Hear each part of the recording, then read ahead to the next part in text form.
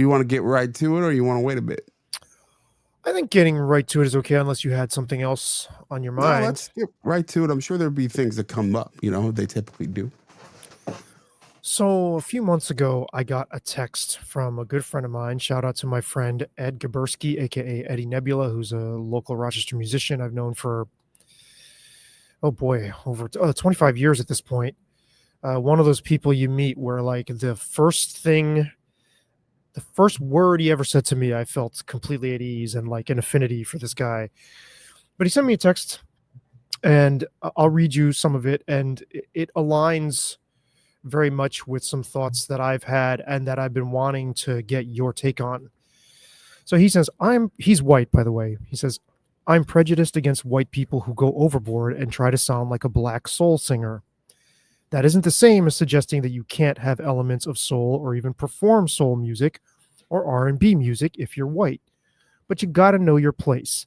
Color inside the lines, and he means musically there.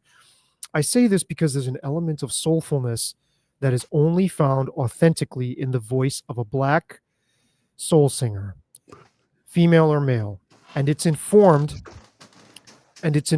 from very genuine places. For example, I like Humble Pie the band, but I like them as a rock band, not as a soul band. I think they make for a great 70s rock band, and I like their songs. He goes on, but there's this is my favorite part.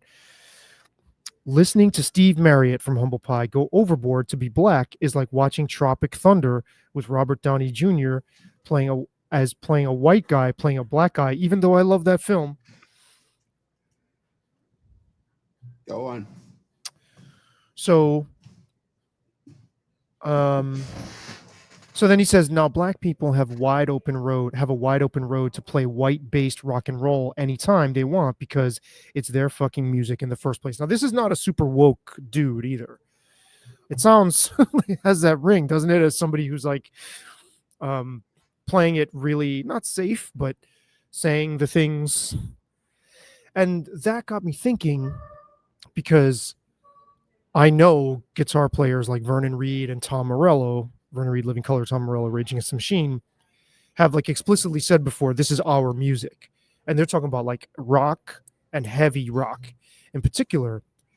And I feel like if you want to say rock and roll is black, that's fine. That's true. That's absolutely true. And even to some degree, roots music, like there's black roots in like country and all those other branches.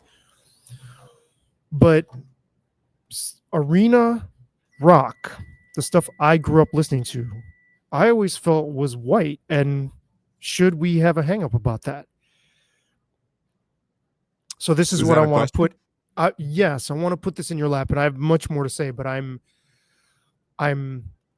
once you get out of the rock and roll era, once you get out of like, okay, Elvis co-opted or whatever, or got credit for things that black musicians like Little Richard weren't getting credit for. That's the story, right? That's the narrative.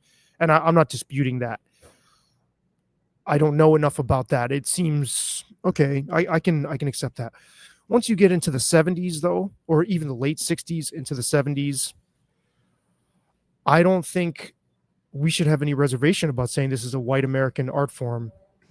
And what's the problem? Why can't we embrace that? So you tell me, James, is that premise even correct? And is my question, what's your answer to my question? So, is rock music white? My answer, it neither is nor is not. It's a weird question. It's like saying, is spaghetti American? Its origins, not. Its iteration in this country is. Is pizza American? Its origins, not. In this country, it is. Is Chinese food Indian food Chinese too. food? Indian food too. American Indian food, right? I mean, yeah, Indian food served in America. Yes, served in America. Like, because from what I understand, and you know this better than I, there's a bit of there's a different tweak for the American taste. Definitely. And there's a lot of regional, and Mexican food is very regional. That's another great example. A lot of variation. Yeah. All of these things neither are nor not. So when it comes to their origins, I mean, rock, you would think, yes. I mean, from what we know, Robert Johnson going back, devil selling his soul at the crossroads, even going back into soul going back into the churches, really. And Mhm. and Sacred Steel. I was talking about pedal steel guitar with someone last week. And like there's this long lineage of rock being entangled with Black culture. Its origins are tied with Black culture. Is it solely? No, not solely, even in its origins. But it's an incredibly key part of its larger story. So I think there's an interesting question, and why I thought it got my brain going when you mentioned it was, okay, there's this larger discussion about cultural appropriation over the last, 10, 15? Is it longer than that? In terms of its like percolating at the forefront, I'd say probably a dozen years, maybe a little more. But 2014 to me, 2012, 2014 to me seems right in there somewhere is this turning point where all of a sudden this starts to kind of flood popular discourse. These kinds of this The kind of Jonathan Haidt year. this kind of race hyper consciousness or hyper vigilance about race. At least as far as I saw it in my lane of Well, more music than that, journalism. race, gender, I think culture. I think there's a mix of the Occupy Wall Street and what Jonathan Haidt repeatedly points to is sort of like where you had this generation of kids who are graduating around that era, who went into the workforces, who went into culture, and their expectations were something wholly different. Yeah, they That became an HR nightmare, and then they took over HR Yeah, well, they wanted to nerf the world because the world had because been nerfed for them, and they couldn't cope. This yeah, is Haidt's premise, totally, and they couldn't cope totally. with opposition and difference. They had been so coddled.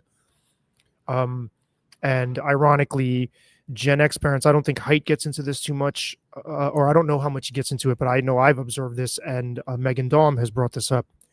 Gen Xers, my generation, who are like, man, we were left alone and drinking gin and getting high at 13, and my parents didn't know where I was, and I was a latchkey kid, and I'm proud of it. And that generation is like super helicopter parenty.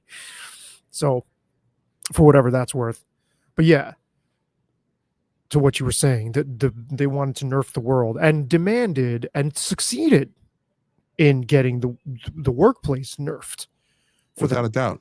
And I think what we're seeing with national politics with the Trump administration is sort of a reaction to that, among other things. There's a reaction to a number of things, but I think that's a big undercurrent where it was like, okay, we're not nerfing anymore.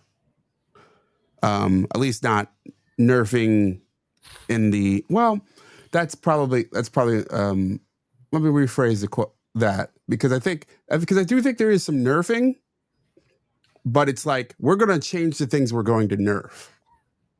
Or fuck you, I won't nerf what you tell me.